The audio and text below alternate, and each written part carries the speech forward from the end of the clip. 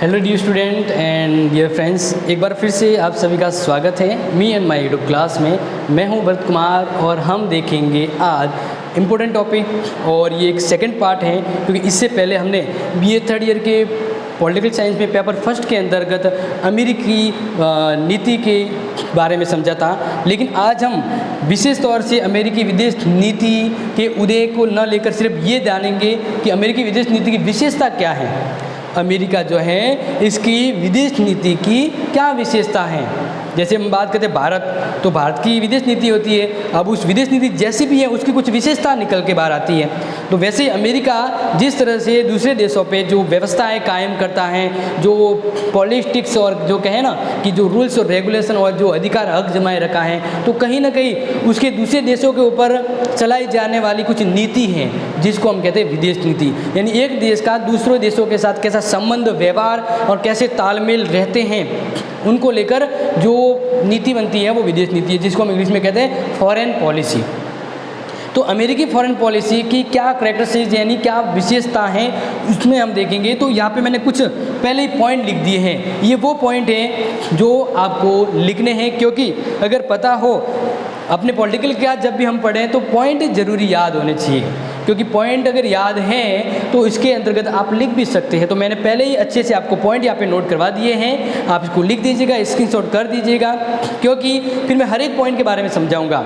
और अगर आपको पॉइंट रटना नहीं है, समझना है, समझ लिए तो आप आराम से लिख सकते हैं। और कोई डाउट होता है तो ज़रूर मुझे कमेंट करके बताइएगा, अदरवाइज हम कंटिन्यू करते हैं अभी।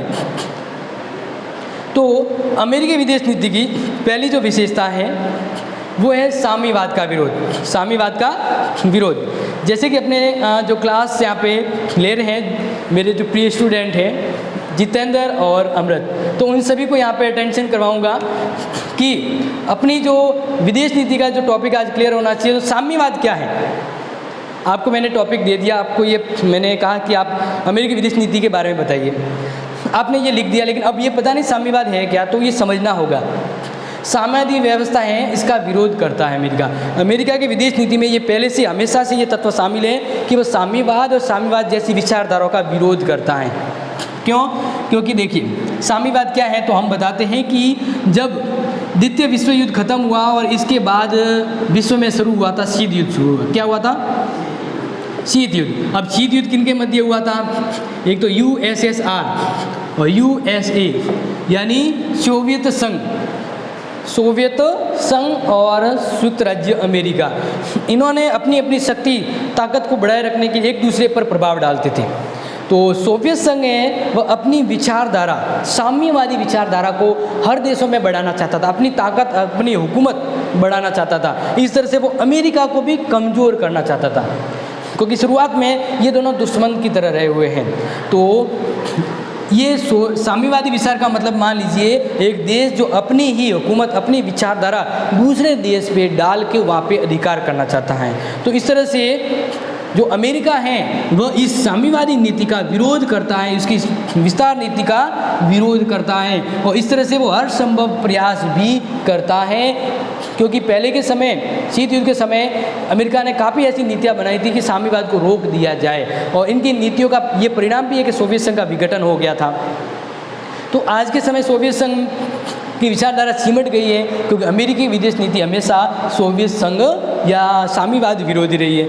इसके लिए वह जर्मनी, जापान, एशिया और उसके आसपास के विभिन्न देश हैं, ठीक है ना, उन विभिन्न देशों के ऊपर अपनी नीति लागू करना चाहता है और सोवियत नीति को दबाना चाहता है। इसके लिए वह अफ्रीका संयुक्त राष्ट्र संघ की कार्रवाई में भी ये ध्यान रखता है कि सोवियत मामले कहीं भी ज़्यादा ना बढ़े।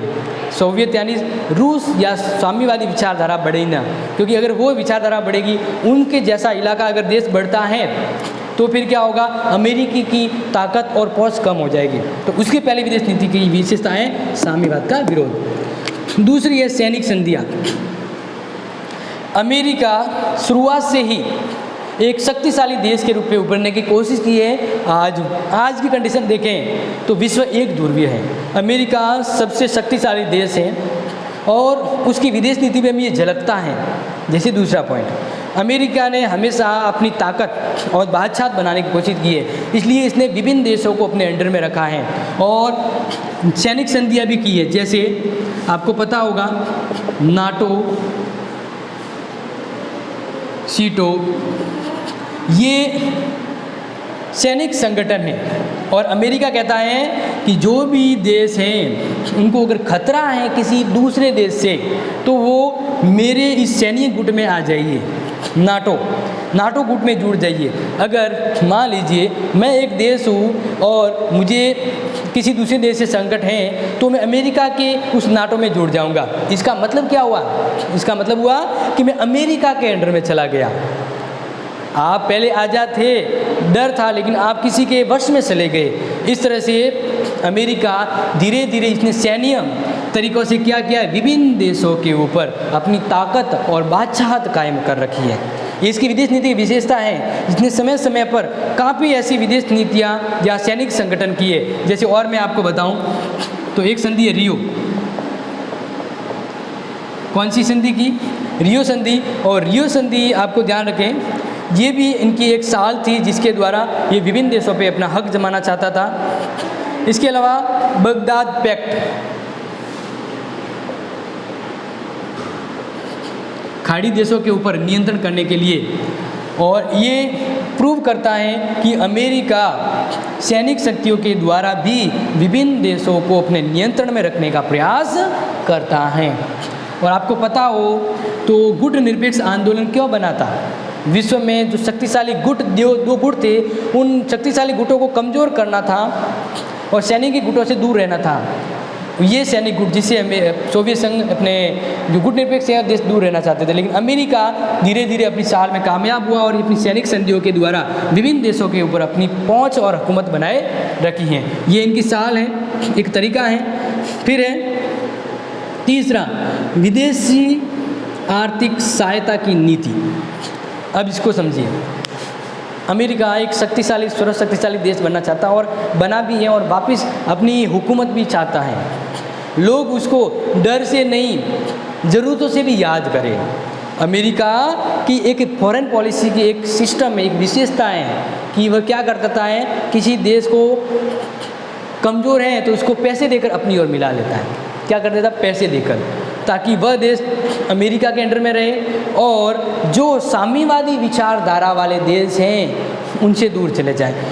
जैसे मैं एक बताऊं, यहाँ पे जैसे अमेरिका है, ठीक है, और यहाँ पे मान लीजिए कोई ऐसा अदर देश है जो गरीब भी है, ठीक है, और इसके आसपास यहाँ पे वो देश है जो साम्यवादी विचारधारा वाले देश है।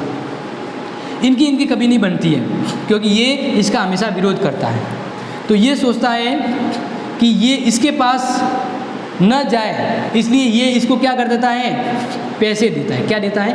पैसे, कुछ आर्थिक संसाधन, ज़रूरत के हिसाब से सामान। इस तरह से ये पैसे देकर दूसरों को अपने अंडर में रखता है। इस तरह से ये विभिन्न देशों के ऊपर नियंत्रण भी रखे और ये साम्यवादी व्यवस्था है वो धीरे धीरे धीरे कम हो जाए। क्या हो जाए? कम हो जाए। कहते हैं ना, पैसे देके गुलाम बनाना। तो इसकी पॉलिसी है, आपको पता होगा, दो लड़ाइयाँ थी शीत युद्ध में, साम्यवादी और अमेरिका की पूंजीवादी। अमेरिका पहले से पूंजीवादी देश है, उसने विभिन्न देशों को अपने साथ इसलिए जोड़ा है क्योंकि उनको कहीं से किसी बहाने से सहयोग, सहायता देकर रखा है। जैसे मैं कुछ एग्जाम्पल बताऊं तो अमेरिका जो है आर्थिक सहायता के द्वारा किसी देश को अपने ऊपर निर्भर बना देता है। जैसे मान ली मेरे पास पैसे नहीं है, हमेशा मैं दूसरों के ऊपर निर्भर रहूँगा क्योंकि दूसरे पैसे दे रहे हैं और मैं काम कर रहा हूँ। इसके द्वारा अमेरिका की फॉरेन पॉलिसी है दूसरे देशों को अपने अंडर में रखना। दूसरा, आर्थिक और तकनीकी सहायता देकर अमेरिका किसी ऐसे देशों को आर्थिक और टेक्नोलॉजी देकर वह अपनी ओर मिलाता है ताकि साम्यवादी जैसी व्यवस्था है वह कभी भी इसके सामने टकराने की हिम्मत न करे। तीसरा, आर्थिक और सैनिक सहायता भी देता है। ये इन देशों को पैसा भी देगा, टेक्नोलॉजी भी देगा और सैनिक भी देगा। सैनिक मतलब नाटो। ये कहेगा इससे कि तू मेरे इस संघ से जुड़ जा, तो तेरे को कभी भी डरने की ज़रूरत नहीं है, क्योंकि ये अगर तेरे पे हमला करेगा तो मतलब नाटो पे हमला किया, यानी हमारे ऊपर, तो हम लड़ेंगे आपके लिए। इस तरह से मतलब कहते हैं ना, गुप्त रूप में किसी को कब्जे में रखना, गुलामी में रखना, ताकि अपने खिलाफ वो कभी उठ के बोल न सके। तो इस तरह से वह हम कहें ना, यहाँ पे एक साल 1 साल है इसकी, और एक दाम देकर, एक दंड देकर, साम दाम दंड भेद नहीं जानते, वैसी पॉलिसी यहाँ पे अमेरिका देशों के सामने करता है, और ये धीरे धीरे विश्व में अपनी ही बादशाहत कायम करता है। अब आप सोचेंगे कि अमेरिका ने कब कब कितने पैसे किसी देश को दिए हैं, तो देखिए सबसे पहले हम बात करें 1945 के समय जब शीत युद्ध समाप्त हुआ, उस समय सोवियत संघ एक ताकत थी जो अमेरिका को ललकार रही थी। तो उस समय अमेरिका ने सोचा कि मैं ऐसे देशों को अपने पास मिला दूं जो कमज़ोर हैं और कुछ ज़रूरत भी है उनको, तो मेरे पास ज़्यादा देश होंगे तो सोवियत संघ डर जाएगा। इसलिए 1945 में उसने 49.1 मिलियन डॉलर की सहायता दी थी उन देशों को फ्री में। जैसे एक चीज़ मैं आपको यहाँ पे बताऊँ, श्रीलंका का एग्जाम्पल आपको याद है। श्रीलंका आज कंगाली हो गया है, क्योंकि श्रीलंका को किसने ऐसी हालत की? चाइना ने उनको पैसे दिए कि मैं तेरी ये ज़मीन है वो मुझे कुछ समय के लिए दे, मैं यहाँ पे सैनिक अड्डा बना देता हूँ। तो चाइना ने तो पॉलिसी चलाई कि मैं यहाँ पे सैनिक अड्डा जमाऊँगा तो ताकत बनेगी, और उसने कहा कि पैसे दे देंगे। तो ये होता है ना कि किसी को अगर पैसे दे तो वो कमाने की आदत नहीं होगी उसकी, और धीरे धीरे पैसे नहीं आएगा तो वो कंगाल हो जाएगा। तो ये स्थिति इसकी भी है। पाकिस्तान भी इनके पास संसाधन वगैरह नहीं है, लेकिन ये हर बार लोन वगैरह ऐसे लेके उधारी लेके काम चलाता है, और दूसरे देश अपने फ़ायदे के लिए उसका इस्तेमाल करते हैं। और आज स्थिति ऐसी है कि वहाँ पे भी संकट बना हुआ है, और वहाँ पे दूसरे देश अपनी ताकत चलाते हैं, जबकि देश किसी और का, लेकिन अमेरिका अपनी ताकत चलाता है। तो इस तरह से उन्होंने पैसे देकर उनको अपनी ओर खरीद दिया है। बात करें और मार्शल योजना, अमेरिकी राष्ट्रपति मार्शल ने एक योजना चलाई थी कि सोवियत संघ जैसी विचारधारा को कमज़ोर करने के लिए हम दूसरे देशों को पैसे दें। तो इसने 16 राष्ट्रों को 1948 से 52 के दौरान 20 अरब डॉलर की सहायता दी। 1950 में कितने अरब डॉलर की सहायता दी इसने? 20 अरब डॉलर की सहायता दी। तो इस तरह से इसकी ये नीति है। विदेशी नीति क्या है कि दूसरे देशों को पैसे देकर उनको अपने अंडर में रखना, अपनी तरह से नीतियाँ मनवाना, क्योंकि शक्तिशाली होगा तो मान लीजिए मैं पावरफुल, मैं जो भी कहूँगा वो देश करेंगे। तो इसकी फॉरेन पॉलिसी है पैसे देकर या किसी न किसी बहाने कंट्रोल में करना। इस तरह से हम बात करें कि और भी इसकी नीतियाँ चली थी जो इस तरह से कंट्रोल में रखती है। नेक्स्ट बात आती है अमेरिकी विदेश नीति की चौथी विशेषता, मानवाधिकारों का समर्थन। मानवाधिकारों का समर्थन का मतलब है कि जिस भी देश में मानव रह रहे उन मानव के कोई अधिकार होते हैं, रोटी, कपड़ा, मकान और शिक्षा।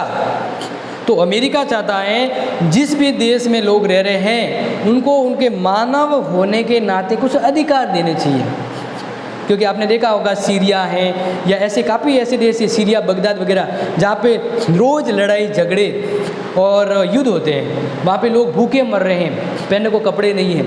तो इसलिए ऐसे क्षेत्र में मानव रक्षा के लिए यूएनओ ये अपने अमेरिका प्रयास करता है। क्या करता है? मानव होने के नाते उनके जो अधिकार होते हैं उनको देने के लिए समर्थन के रूप में ये नीति चलाता है। ये एक अच्छी नीति है कि मानव के हक के लिए आवाज़ उठाता है।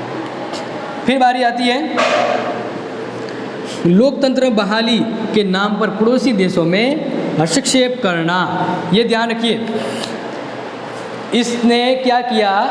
अपने फ़ायदे के लिए अमेरिका अपने काम के लिए अपना कोई भी काम निकलवाना है तो अमेरिका क्या करता है? कहता है कि मैं किसी देश में लड़ाई झगड़े और वहाँ के राजा तानाशाह कर रहे हैं, लोगों का हक छीन रहे हैं, तो अमेरिका जानबूझ के उस राजा को और राजा की सरकार को समाप्त कर देता है और कहता है कि मैंने तो क्या किया है, वहाँ पे लोकतंत्र लाने के लिए हथियारों की लड़ाई की है। लेकिन दूसरा मकसद अमेरिका का हमेशा होता है कि इस बहाने वह दूसरे देशों में हस्तक्षेप कर लें। क्या कर लें? हस्तक्षेप। इसका जैसे मैं आपको एग्जाम्पल बता देता हूँ।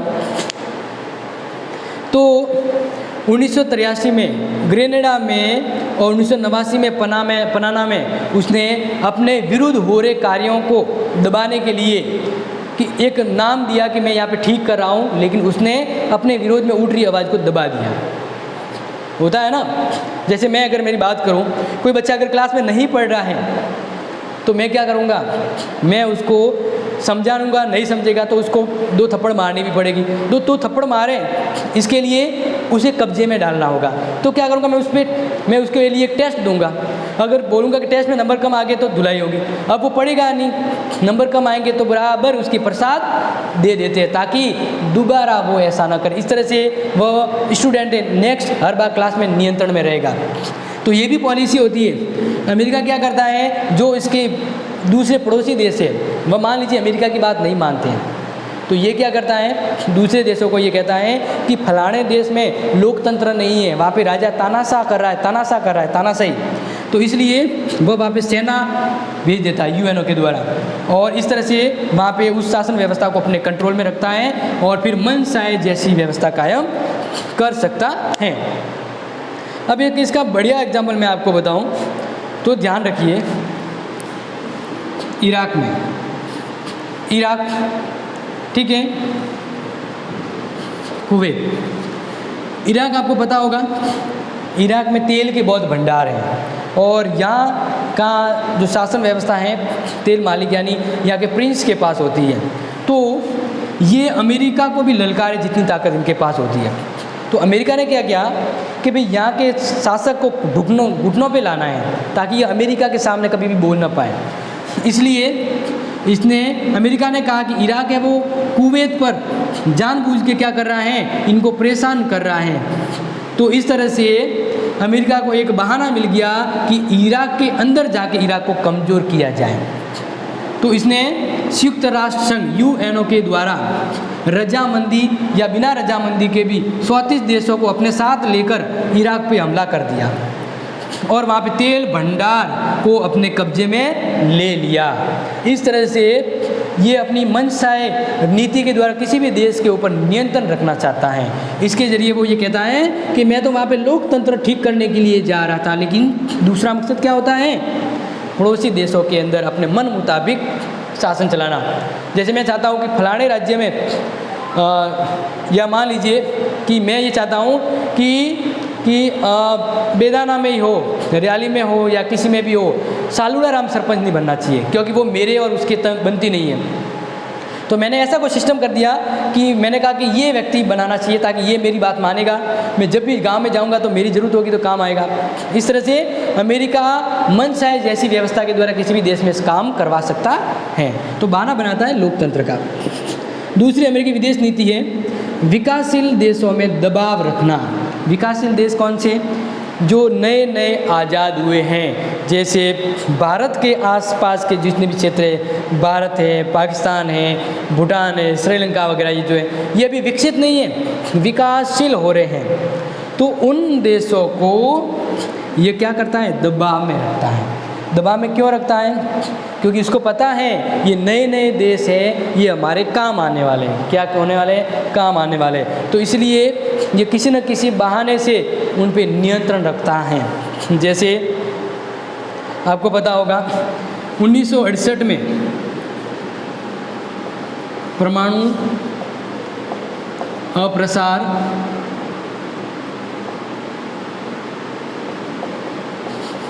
संधि हुई थी।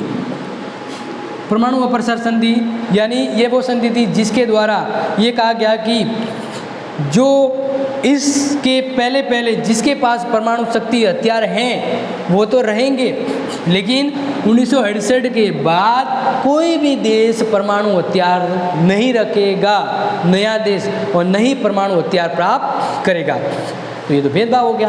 क्यों, क्योंकि इससे पहले जिन्होंने परमाणु हथियार बना लिए वो तो रख सकता है, बाद में है वो नहीं रख सकता। तो भारत विकासशील है, भारत ने अमेरिका की इस नीति का विरोध किया था कि भाई ये तो गलत है, आप लोगों ने परमाणु शक्ति हथियार हासिल कर दिए और हमें परमाणु हथियार हासिल करने से रोक रहे हैं, ये नीति भेदभाव है। तो इस तरह से किसी न किसी कारण से अमेरिका है वह विकासशील देशों को अपना अकॉर्डिंग रखते हुए उस पर दबाव रखता है। अमेरिका की विदेश नीति है वो इतनी कारगर है कि आज वो विश्व स्तर पर इसी का राज चलता है। तो लास्ट है अमेरिका प्रशांत क्षेत्र में विशेष दिलचस्पी का मतलब होता है दिल जहाँ पे लगे। कहने का मतलब है अमेरिका का ज़्यादा इंटरेस्ट कहाँ पे है, वर्तमान में अमेरिकी विदेश नीति में एक विशेषता है कि इसका दिल हमेशा विकासशील देशों की ओर है। किस देश की ओर है? विकासशील देशों की ओर। इंटरेस्ट बोलते हैं ना, मेरा दिल कहाँ पे लगता है, मेरा इंटरेस्ट कहाँ पर है। तो वर्तमान अमेरिका की विदेश नीति देखें तो इसका ज़्यादा इंटरेस्ट कहाँ है? एशिया प्रशांत क्षेत्र। ये इलाका वो है जहाँ पर विकासशील देश हैं, नए नए देश हैं। अब ये क्यों? तो देखिए, अमेरिका कौन से महाद्वीप में? यूरोप में। तो अमेरिकी यूरोपीय महाद्वीप में काफ़ी देश विकसित हैं। तो अमेरिका शक्तिशाली देश है, पूंजीवादी देश है, और उसके पास व्यापार भी काफ़ी है। अब वो व्यापार यूरोप में तो कर नहीं सकता क्योंकि यहाँ पे सभी विकसित देश है, इसका माल बिक नहीं रहा है। तो इसने क्या किया है? उन देशों को अपनी ओर आकर्षित करना चाहा जो विकासशील हैं, ताकि अपना माल वहाँ पे बेच सकें और फ़ायदा ले सकें। यानी ये इसका इंटरेस्ट विकासशील देश प्रशांत महासागर क्यों हैं? क्योंकि ये उसे मार्केट लगते हैं, कहते हैं ना, ये उसके शिकारी लगते हैं उसको, कि ये बराबर शिकार है और इस तरह से मैं इनको माल बेचूंगा तो मेरा माल बनेगा, प्रॉफिट होगा। इस तरह से अमेरिकी विदेश नीति जो भी काम करती है तो इस तरह से वो ध्यान रखती है कि एशिया और प्रशांत क्षेत्र में मेरी नीति या मेरा काम ज़्यादा से ज़्यादा हो। तो इसके लिए इसने जो यहाँ के राष्ट्रपति थे क्लिंटन ने भी सियोटल में एशिया प्रशांत आर्थिक सहयोग के 15 देशों के साथ एक सम्मेलन किया। उनको अपनी ओर रखा ताकि ये अपनी ओर आ जाएं और उनके ऊपर व्यापार करने के हम उसके ऊपर अधिकार कर सकें। क्योंकि आज के समय क्या पता है आपको? पता होगा उपनिवेश और एक व्यवस्था होता उपनिवेशी। भारत पर ब्रिटेन ने कैसे कब्जा किया? व्यापार के बहाने किया था। इस तरह से भारत ब्रिटेन का उपनिवेशी कहलाता था, व्यापार के बहाने कब्जा किया और खलास कर दिया। आज के समय में यही चल रहा है, लेकिन ये छुपा हुआ एक गुलामी व्यवस्था है। कैसे? आज के समय विकासशील देश है ना, वह विकसित देशों से व्यापार करते हैं, इस बहाने घाटा ही होता है। विकासशील देश धीरे धीरे उनको कब्जे में ले रहे हैं। दूसरा, जितने भी विकासशील देश हैं उनकी बड़ी बड़ी कंपनियां इन छोटे छोटे देशों में काम कर रही है, तो ये उस देश में व्यापार करके वहाँ की पैसे प्रॉपर्टी सब धीरे धीरे अपनी ओर ले रहे हैं। तो ये छुपी हुई अर्थव्यवस्था में हस्तक्षेप की नीति है, लोगों को पता नहीं चल रहा है। लेकिन हम देखें, हम अगर माल अमेरिका की ज़्यादा लेंगे तो पैसा भारत में जाएगा या अमेरिका में जाएगा? अमेरिका में वो पैसा जाएगा। इस तरह से हम न चाहते हुए भी अपने देश को कंगाल बना रहे हैं। और किसको फ़ायदा हो रहा? अमेरिका को। और अमेरिका को तो चाहता ही है, उसके लिए मार्केट भारत और ऐसे देश बने। तो इस तरह से ये देश फिर इनके निर्भर और गुलाम हो जाएंगे। ये नीति भी है अमेरिका की इंटरेस्ट लेने की नीति। आतंकवाद का विरोधी क्यों? क्योंकि 9/11 की घटना आपको पता होगी, यानी 11 सितंबर 2001 को जो खाड़ी देश जो थे उनके 10 आक्रमणकारियों ने प्लेन हाईजैक किया और अमेरिका में आतंकवादी गतिविधियां की। वहाँ पर वर्ल्ड ट्रेड सेंटर वगैरह और काफ़ी लोगों को जान माल का नुकसान हुआ। तो ये उस दिन से आतंकवाद के खिलाफ हो गया। अब इसकी विदेश नीति में ये चीज़ शामिल है कि आतंकवाद और आतंकवाद को बढ़ावा देने वाले देशों का ये विरोध करता है। इसने अल-कायदा जैसे काफ़ी संगठनों का लड़ाई और उसको समाप्त कर दिया है। तो अमेरिकी विदेश नीति आतंकवाद जैसी व्यवस्था को सहन नहीं करती है। और मान लीजिए जैसा कोई देश है आतंकवाद को बढ़ावा देता है, तो ये जो अमेरिका है उस देश और उसकी देश की विरासत को भी समाप्त कर देगा। इसलिए उसकी विदेश नीति की एक और विशेषता है कि वह आतंकवाद की जड़ को समाप्त करना चाहता है, क्योंकि आतंकवाद ने इसको मुसीबत में डाल दिया था।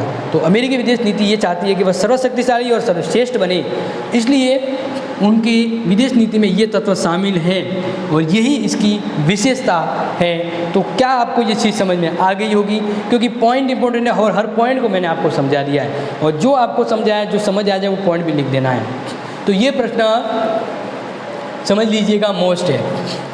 प्रश्न आएगा अमेरिकी विदेश नीति की विशेषता बताइए, और समझ लीजिएगा ये प्रश्न फिक्स है और ये पॉइंट याद कर लीजिएगा। और जब लिखेंगे तो पॉइंट का कोई अर्थ समझ नहीं आया तो वीडियो देख लेना, और कुछ कन्फ्यूजन हो तो बता देना। बाकी आप इस वीडियो को आगे शेयर करेंगे ताकि बाहर और भी स्टूडेंट हैं जिनको ये हेल्प मिल सके, मेरा प्रयास और आपका सहयोग दूसरों के काम आ सके। इस तरह से मिलेंगे नेक्स्ट वीडियो में, तब तक आप सभी का धन्यवाद।